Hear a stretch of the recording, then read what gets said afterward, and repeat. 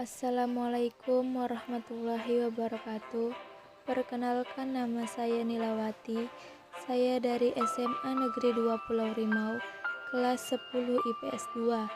Saya di sini ingin menjelaskan tentang peninggalan kerajaan Islam di Indonesia. Yang pertama, Kerajaan Samudra Pasai. Kerajaan Samudra Pasai merupakan kerajaan Islam pertama dan tertua di Indonesia. Kerajaan ini berdiri pada abad 13 Masehi dan terletak di Kabupaten Lok Seumawe, Aceh Utara. Kerajaan ini didirikan oleh Sultan Malik Al-Saleh atau Meurah Silu. Itu adalah nama sebelum masuk Islam, yang juga merupakan raja pertama Samudra Pasai. Sebelumnya, Kerajaan Samudra Pasai terdiri dari atas kerajaan berbeda, yaitu Kerajaan Samudra, Peurlak, dan Pasai Pas. Kedua kerajaan bersatu setelah kedatangan para pedagang Islam dan menyebarnya Islam di Aceh. Wilayah kekuasaan Samudra Pasai cukup luas, mencapai seluruh wilayah Aceh. Pada masa jayanya, Samudra Pasai merupakan pusat perdagangan penting yang sering dikunjungi pedagang, yaitu dari Cina, India, Siam, Arab, dan Persia, dengan komoditas utama saat itu adalah lada. Samudra Pasai meninggalkan bukti arkeologis cukup banyak, di antaranya makam Sultan Malik Al-Saleh, koin emas dirham. Koin emas dirham ini merupakan mata uang kerajaan Samudra Pasai saat itu. Selanjutnya, lonceng Cakradonya dan hikayat Raja-Raja Pasai. Selanjutnya, peninggalan kerajaan Islam yang kedua adalah Kerajaan Aceh Darussalam. Kerajaan Aceh Darussalam didirikan oleh Sultan Ali Mughayat Shah pada 1496. Kerajaan Aceh sudah ada lebih dulu dari Kerajaan Samudra Pasai. Pengaruh dan kekuasaan Kesultanan Aceh semakin besar setelah mengambil alih Samudra Pasai pada 1524 Masehi. Meski diperintah oleh Sultan, namun kerajaan Aceh saat itu dikendalikan oleh para orang kaya atau yang disebut dengan hulu balang.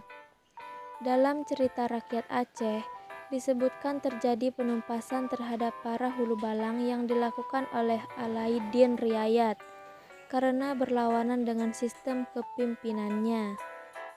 Sementara masa kejayaan kerajaan Aceh terjadi saat diperintah oleh Sultan Iskandar Muda 1607 sampai 1636. Sultan Iskandar Muda menaklukkan wilayah Pahang yang kaya akan timah. Kemudian Sultan Iskandar Muda menyerang pasukan Portugis yang berada di Melaka. Serangan ini dimaksudkan memperluas pengaruh Kesultanan Aceh atas semenanjung Melayu. Namun sayang, serangan ini gagal. Bukti arkeologis Kesultanan Aceh diantaranya Masjid Raya Baitur Rahman, Taman Sari Gunongan, Pintu Qop, dan makam Sultan Iskandar Muda dan uang emas kerajaan Aceh. Selanjutnya, peninggalan kerajaan Islam yang ketiga adalah Kerajaan Demak. Kerajaan Demak adalah kerajaan Islam pertama di Pulau Jawa. Kerajaan Demak memiliki peran penting dalam menyebarkan Islam di Pulau Jawa. Penyebarannya digagas oleh 9 orang wali atau lebih dikenal dengan Wali Songo.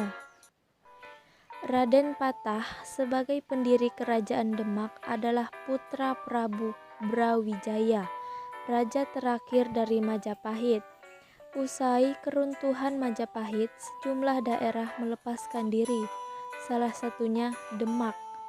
Letak Demak yang berada di pesisir utara Pulau Jawa menjadikan Demak kuat secara maritim.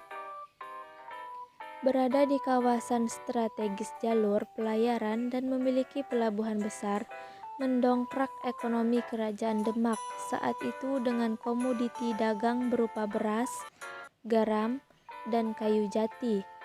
Puncak kejayaan Kerajaan Demak terjadi saat masa pemerintahan Sultan Trenggono, di mana Sultan Trenggono berhasil menguasai Sunda Kelapa, Tuban Surabaya, Pasuruan, Malang, dan Blambangan.